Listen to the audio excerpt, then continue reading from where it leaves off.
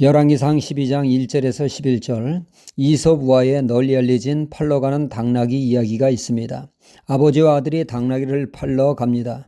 당나귀를 끌고 부자가 길을 걷고 있는데 주변 사람들이 말을 합니다. 당나귀를 타고 가면 편할 텐데 왜 힘들게 걸어가는지 모르겠다고 말입니다. 그 말에 일리가 있다고 생각한 아버지는 당나귀를 타고 마을을 지나가게 됩니다. 거기서 동네 아낙네들을 만나게 되죠.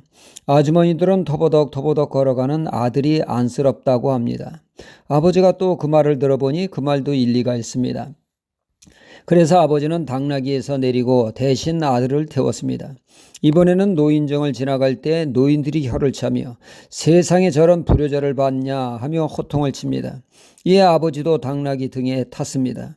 당나귀는 부자의 그 체중을 견디지 못해 비틀거리며 간신히 걸었습니다. 이 모습을 안쓰럽게 쳐다본 청년들은 세상이 어떤 세상인데 동물을 학대하느냐고 합니다. 그 말도 일리가 있어 결국 부자는 지친 당나귀의 네 다리를 묶고 장대에 메고 그리고 외나무 다리를 지나가게 됐죠. 당나귀를 메고 외나무 다리를 건너는 모습이 또 우스꽝스러워 아이들은 소리치며 즐거워했습니다. 아이들 소리에 놀란 당나귀는 크게 몸짓을 하여 그만 부자와 당나귀는 물에 빠진 생쥐꼴이 되었다는 이야기입니다. 이 세상에는 다양한 의견이 존재합니다.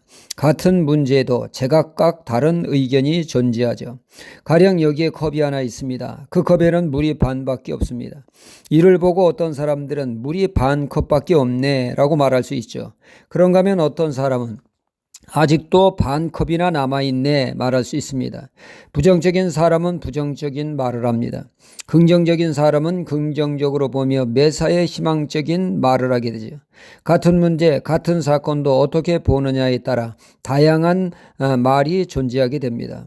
오늘 말씀은 솔로몬의 왕자인 르호보암이 왕위를 계승받아 그는 이스라엘의 왕이 되었습니다. 이스라엘의 왕이 되는 것은 먼저 하나님의 기름 부음을 받아야 합니다. 하나님이 그를 왕으로 택하셔야 합니다. 그리하여 기름 부음을 받습니다.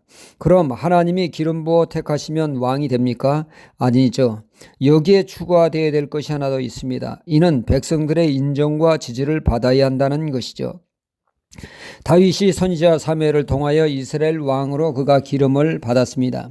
그가 하나님의 기름을 받았지만 초기에는 헤브론에서 남유다 왕으로 통치하게 되었습니다. 남유다 지파만이 다윗을 왕으로 인정했기 때문입니다. 이어 12지파가 인정함으로 비로소 다윗은 명실상부한 온 이스라엘의 왕으로 등극하게 되었습니다.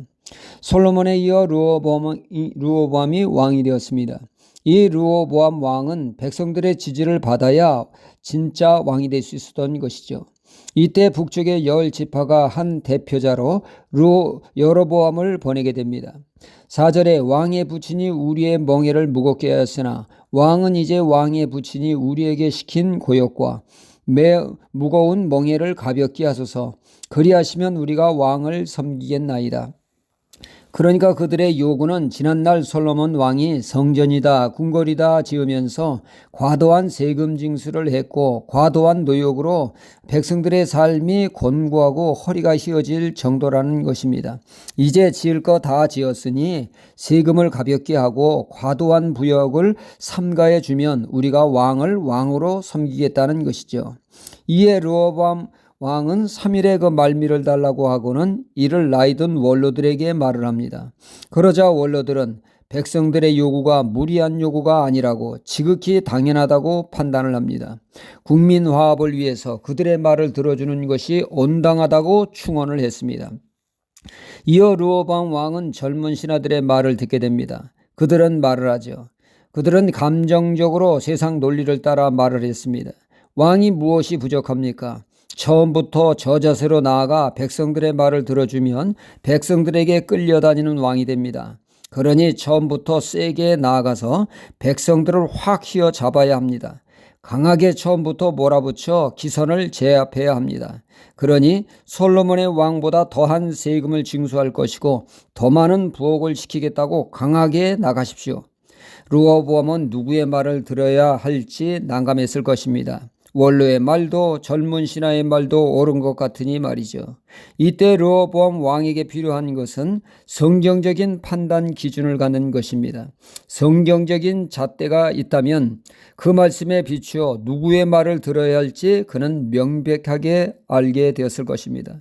우리의 삶에도 다양한 말이 존재합니다. 바른 판단을 위해서 우리 또한 성경적인 판단 기준을 가지고 있어서 사람들의 말에 흔들리지 않고 삶의 정도, 말씀에 따라 사는 삶을 통하여 당찬 삶을 살아야겠습니다. 할렐루야.